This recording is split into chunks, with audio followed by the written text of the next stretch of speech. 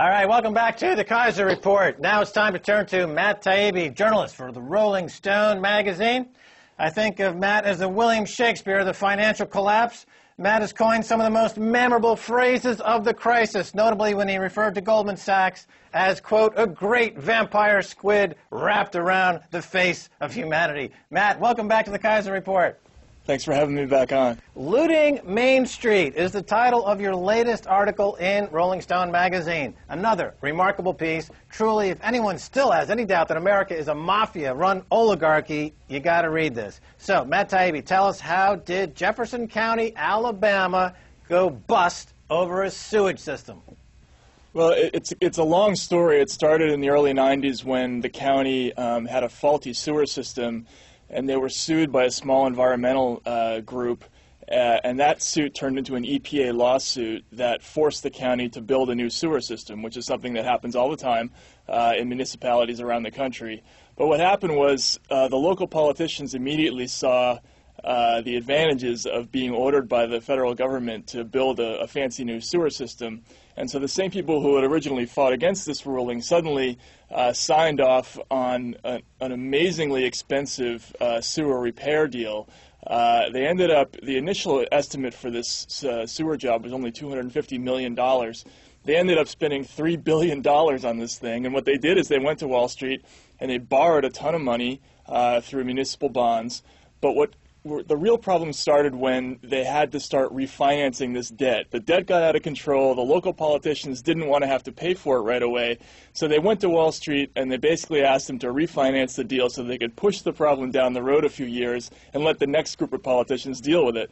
And that's where they got into a lot of problems. They did things with interest rate swaps similar to what we saw in Greece. And the resulting problem was basically, eventually the debt swelled to the point where it exploded, and now the county is basically going to be bust for a generation. Right. So what we see here is kind of a microcosm of what's happening on the global scale. You've got these banking oligarchs. They've infiltrated countries. They've infiltrated economies. They load up folks with incredible amount of debt. And this causes a chain reaction where, at the end of the day, the bankers end up collecting usurious amounts of interest and completely disenfranchising all the local folks who end up basically as debt slaves. Now, how much was the sewage system meant to cost? Or what was it, the sewage system? I read the piece, and in the beginning, the original cost per sewage per month was X, and then it escalated to what? The average sewer bill for a Jefferson County resident in the mid-'90s was between $10 and $14 a month. By the time I got there, about a month and a half ago, most people were paying 300 or 400 times that at least. I met people who had sewer bills as high as $100 a month.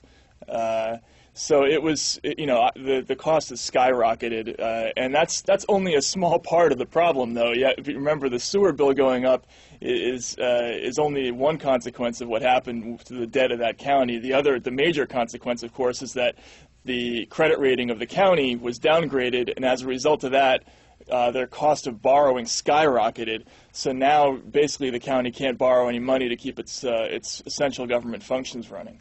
Right. But I think in this piece, what's amazing is, it focuses in on basic utilities of life, like sewage. And it reminds me of what happened in Cochabamba, Bolivia, when basically the Bechtel came in and decided to take control of their water and charge people for their own water. And pretty soon it started to escalate so that people's almost 50 to 60% of their monthly income went to just water. And America has seen this happen in foreign countries. American bankers have done this as part of this American empire, this stealth empire around the world. This is the type of thing they do in other countries. But now they're doing it right in their own country. So, and this is spreading, right? It's happening in municipalities all over America.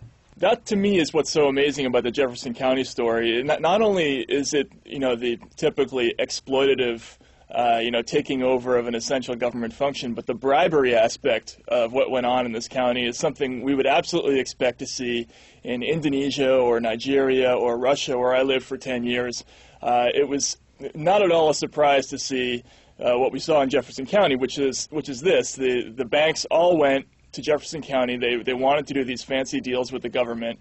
So they sought out buddies of the county commissioners, and they paid them millions and millions of dollars, and that money was directly funneled to the politicians, who then signed off on these crappy deals that blew up in the face of the county. And this, we have bankers on tape from J.P. Morgan joking about how they went to the county commissioner and said, just tell us how much, you need to do this deal.